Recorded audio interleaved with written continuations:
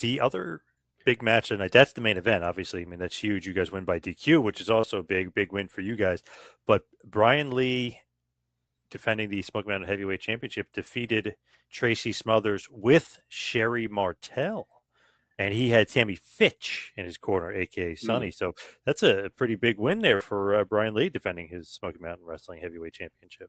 Yeah, and you have to remember back in the '90s, early '90s, the territories were almost done.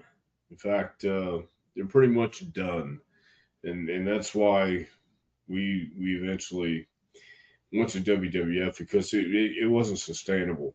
But man, you had guys like Brian Lee and Tracy Smothers who, uh, man, it was just it was still the territory system, and we had a lot of fun.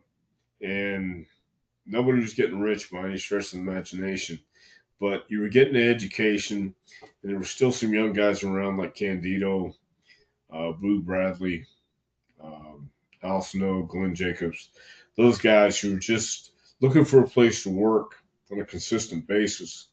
So um, that was the foundation. Still to this day, um, I look back on those days really fondly because you can't bring that back. You just can't bring that back. There's not enough. The world's changed so much, and there's not enough talent, I think, in one place where you can run a territory and be successful. You can try, but man, back then we had guys who knew how to work, guys who were wanting to learn how to work, and you had good old fashioned Southern wrestling fans who appreciated a good guy and a bad guy and going out and telling a simple story and uh, those days are gone. I think. For sure, definitely. And Yeah. let's go to 1994. So we talked about 92, 93 in Smoky Mountain. Let's talk about 94 in the WWF, the Sundome in Tampa, Florida. Speaking of the Hulkster, the Sundome, Tampa, Florida, the home away from home there for the Hulkster. The Heavenly Bodies lose to Bart and Billy Gunn, the Smoking Guns that day. What do you think about losing to the Guns?